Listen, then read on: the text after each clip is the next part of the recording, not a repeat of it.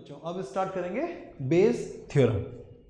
ठीक है, तो अब बारी आ गई बेस थ्योरम की। बेस थ्योरम क्या होती है? बेस थ्योरम, हाँ, बेस थ्योरम रिवर्स प्रोबेबिलिटी को निकालने का एक तरीका है। रिवर्स प्रोबेबिलिटी क्या होती है ना? चलिए टर्म्स में नहीं जाते, बात समझते हैं कि क्या होती क्या बेस थ्योरम और किस कंडीशन में बेस थ्योरम को हम यूज़ करते हैं। बच्चों प्रोबेबिलिटी के क्वेश्चन में डिफ़िकल्ट पार्ट क्वेश्चन को सॉल्व करना नहीं है, क्वेश्चन को सही से आइडेंटिफाई करना है कि इसमें बेस थ्योरम लगेगी या ये सिर्फ खाली नॉर्मल कंडीशनल प्रोबेबिलिटी सॉल्व हो जाएगा या मल्टीप्लिकेशन थ्योरम लगेगी या टोटल प्रोबेबिलिटी लगेगी। ये आइडेंटिफाई करना ही सबसे टफ टास्क होता है। एक बार आपको क्लियरली समझ में आ जाए कि इस क्वेश्चन में ये कंडीशन लगेगी या ये इस टॉपिक का क्वेश्चन है, ठीक है, या इस कैटेगरी का क्वेश्चन है, तो क्वेश्चन सॉल्व करना कोई बड़ी बात फिर नहीं रह जाएगी। तो यहाँ हम लोगों का स्ट्रेस भी इसी चीज़ पर रहेगा कि क्वेश्चन को आइडेंटिफाई करना आपको सिखाएं। ठीक है, तो अभी बेस थ्योरम का स्टेटमेंट देखिए क्या होता है। बेस थ्योरम का स्टेटमेंट कहता है probability of event, any event ना, event i when a which is another event has happened is equal to probability of event ei into probability of a when ei has taken place divided by total probability ना, total probability I is equal to 1 to n probability of ei into probability of a upon ei। अब ये होता है total, ये Bayes theorem का formula, ये formula है। ठीक है, अब इस फॉर्मूले को देख के कुछ खास समझ में नहीं आएगा कि क्या क्या लिख दिया सर ने, कुछ तो भी ई आई ए समझ नहीं आ रहा क्या क्या है। ठीक है, तो मोस्टली लोग एक्सप्लेन कैसे करते हैं इस थ्योरम को कि probability of event E given that A has already taken place is equal to probability of event EI into probability of event A such that EI already taken place या probability of A when EI has already happened divided by total probability of event A।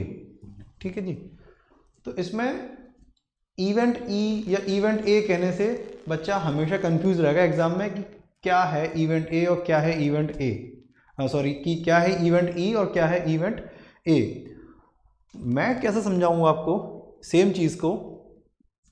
मैं इस फॉर्मूले से समझाऊंगा नहीं आपको, ना ही event के टर्म में समझाऊंगा। मैं आपको समझाऊंगा सैंपल स्पेस के और सैंपल स्पेस के पार्टीशन के टर्म में, जो कि शायद ये एंगल आपको, मैं ये नहीं कहता कि नहीं दिया होगा किसी ने, मगर बच्चे जनरली इस एंगल से नहीं समझते। जब हम लोग स्टूडेंट हुआ करते थे तो हम लोगों ने भी सिंपल ये फॉर्मूले याद करके और फिर उनको खुद ही ट्राई करके समझाता। बट नाउ मैं आपको समझाता हूँ कि सबसे बेस्ट वे क्या है इस तरह की प्रोबेबिलिटी के क्वेश्चन को सॉल्व करने का।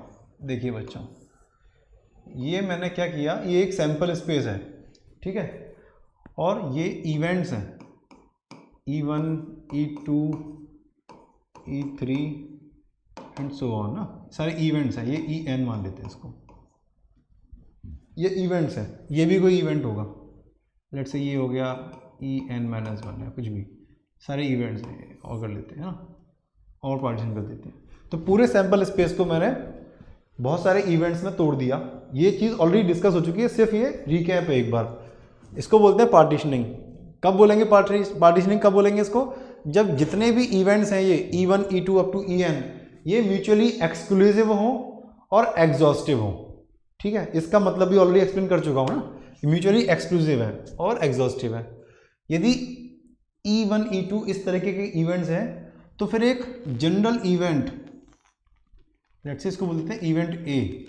ठीक है, अब आप ध्यान देना कि E1, E2, E3 ये आपस में डिसजॉइंट है, म्यूचुअली दे आर डिसजॉइंट। एक सेट, एक इवेंट का दूसरे इवेंट के साथ में कोई ओवरलैपिंग एरिया नहीं है, लेकिन ये जो इवेंट है ए, इसका ओवरलैपिंग एरिया है। ठीक है, यही समझने की बात है। जब एग्जाम में क्वेश्चन आएगा तो आप कैसे आइडेंटिफाई करोगे कि किसको exhaustive and mutually exclusive event set मानना है और किसको इवेंट ए मानना है, ये कैसे पता करोगे? ये यहीं से मालूम चलेगा कि जो इवेंट्स एग्जॉस्टिव सेट बनाती हों या म्यूचुअली एक्सक्लूसिव सेट बनाती हों वो बनेंगी E1 E2 up to En, और जो इवेंट ओवरलैपिंग मतलब जो जिस इवेंट का आपको लगे कि ये एक्सक्लूसिव नहीं है, ये दूसरे इवेंट के साथ भी हो रही है, वो बनेगी इवेंट ए। ठीक है, ये सबसे इंपॉर्टेंट पॉइंट है समझने का। फॉर एग्जांपल जैसे एक क्वेश्चन इस तरीके से आएगा, 2 बैग्स हैं, एक बैग में 3 रेड 5 ब्लैक बॉल है, दूसरा बैग है उसमें मान लीजिए 5 रेड बॉल है और 10 ब्लैक बॉल है। ठीक है, फिर बोलेंगे कि it is given that a ball is chosen, ठीक है, and it is found to be red ball, what is the probability that it is chosen from second bag. समझ आया क्वेश्चन? मतलब 2 बैग दे दिए, दोनों बैग्स में रेड और black balls हैं। ठीक है, अब उन्होंने एक रेड बॉल पिक कर ली और ये नहीं बताया कि हमने 1 से की है या 2 से की है, खाली ये बता दिया आपको कि एक रेड बॉल पिक हो चुकी है। और अब आपसे क्वेश्चन क्या पूछा उन्होंने कि ये बताओ कि वो व्हाट इज द प्रोबेबिलिटी कि वो सेकंड बैग से पिक हुई है। तो इस क्वेश्चन में समझना, इस डायग्राम से मैं सिमिलरिटी बिठाने की कोशिश करता हूँ। जैसे बैग 1 और बैग 2, या तो बैग 1 को चूज करूंगा मैं बॉल को सिलेक्ट करने के लिए, या बैग 2 को चूज करूंगा, राइट? 2 ही ऑप्शन है मेरे पास, तो दोनों के अलावा कुछ और ऑप्शन तो नहीं बचता, तो ये दोनों एग्जॉस्टिव हो गए, यानी या तो बैग 1 होगा या बैग 2 होगा, there is no other option. In total number of exhaustive cases 2 हो गए मेरे पास, या तो बैग 1 सिलेक्ट होगा या बैग 2 होगा। ठीक है, यदि बैग 1 सिलेक्ट होगा तो बैग 2 सिलेक्ट नहीं होगा, या बैग 2 सिलेक्ट हुआ तो बैग 1 सिलेक्ट नहीं हुआ, क्योंकि बॉल एक ही निकालनी है ना, तो एक बॉल निकालनी है, या तो फर्स्ट बैग से निकलेगी या सेकंड से निकलेगी, यानी एक्सक्लूसिव इवेंट्स भी हो गए। तो यानी selection of bag exclusive and exhaustive event set बन गया। ठीक है, रेड बॉल का निकालना इवेंट ए बन गया। अब रेड बॉल क्या है, बैग 1 से भी निकल के आ सकती है, यानी इवेंट 1 के साथ भी ओवरलैपिंग हो सकती है, या रेड बॉल इवेंट बैग 2 के साथ भी निकल के आ सकती है, इसका मतलब इवेंट 2 के साथ भी ओवरलैपिंग हो सकती है, कहीं से भी आ सकती है।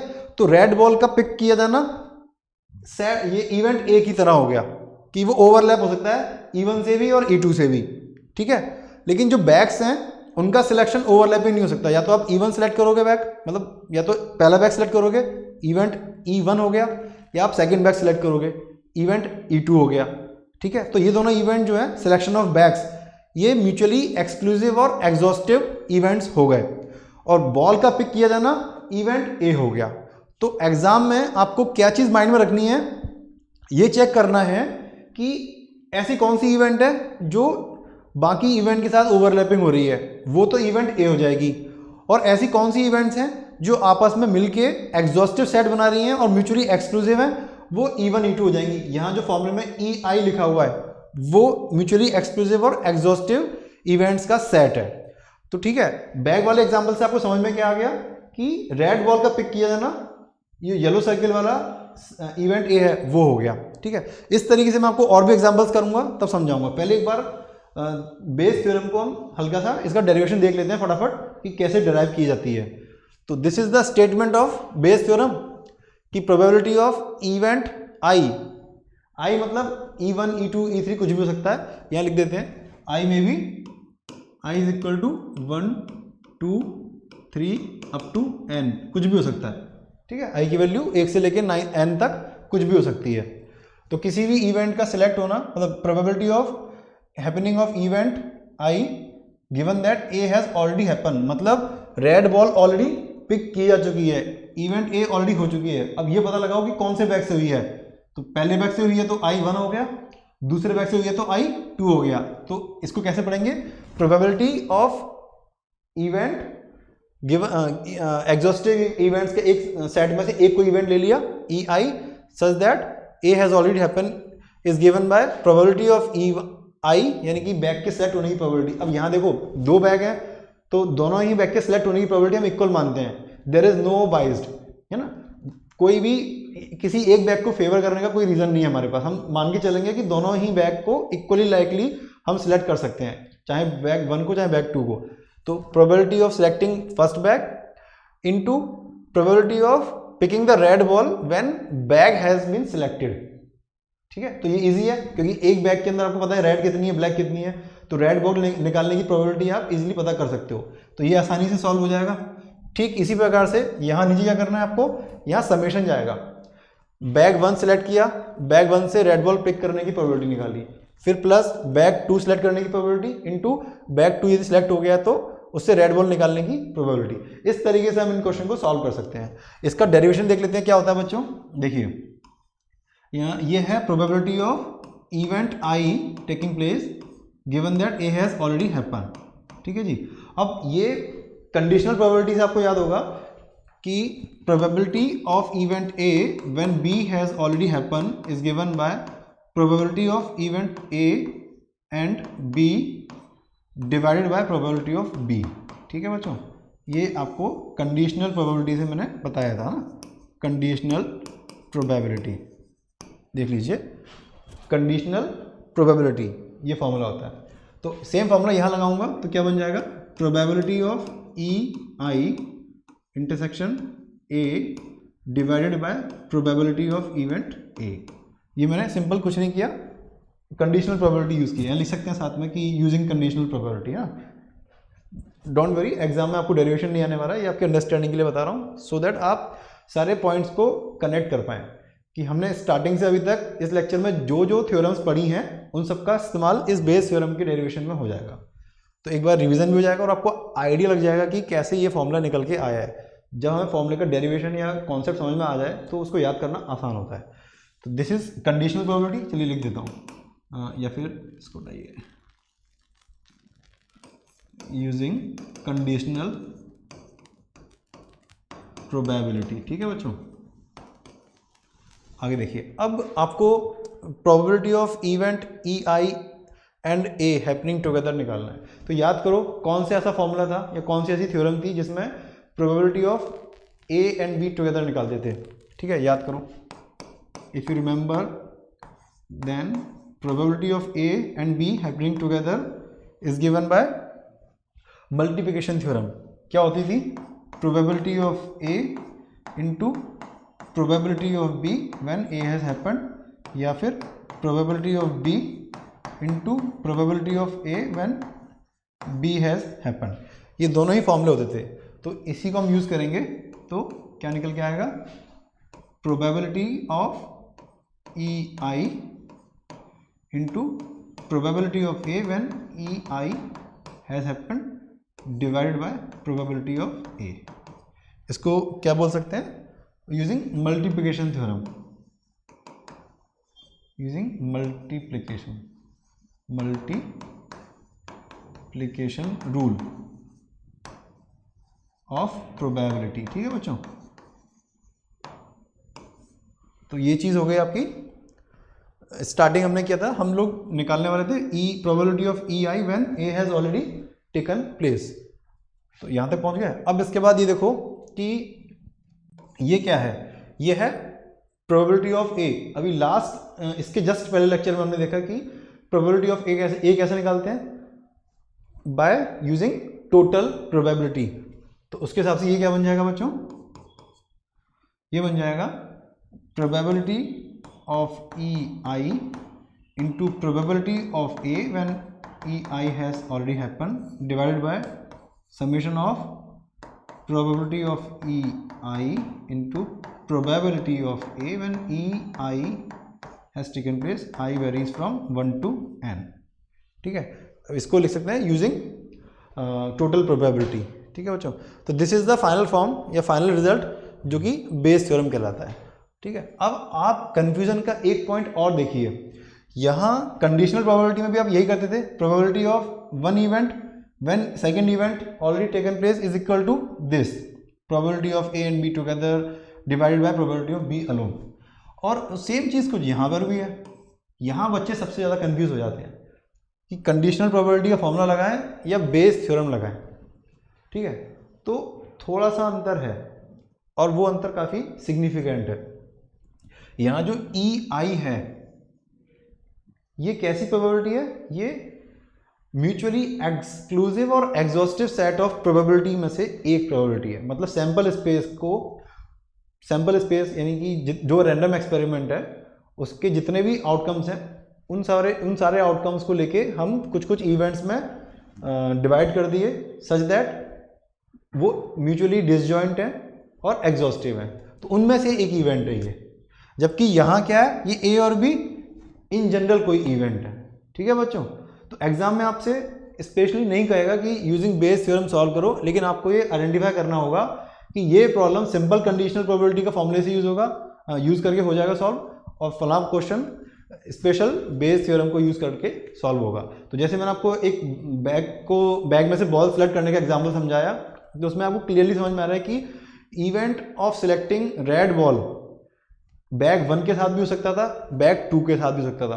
तो इसका मतलब event of selecting red ball can not be a mutually exclusive and exhaustive event. इसमें से मतलब म्यूचुअली एग्जॉस्टिव इवेंट का सेट में से नहीं हो सकती red ball, picking of red ball, because वो इवेंट दो अलग अलग इवेंट के साथ में पॉसिबल है। ठीक है, लेकिन सिलेक्शन ऑफ बैग्स, ठीक है, या तो 1 बैग सेलेक्ट करना या 2nd बैग सेलेक्ट करना, वो म्यूचुअली एक्सक्लूसिव और एग्जॉस्टिव सेट में से हो सकता है, क्योंकि एक बैग को सिलेक्ट करोगे तो दूसरा सेलेक्ट नहीं होगा। तो एक्सक्लूसिव हो गया, और बैग 1 सेलेक्ट करो या बैग 2 सेलेक्ट करो, इसके अलावा कोई और ऑप्शन नहीं है, तो इन सारे ऑप्शंस इंक्लूड हो गए, तो वो एग्जॉस्टिव हो गया।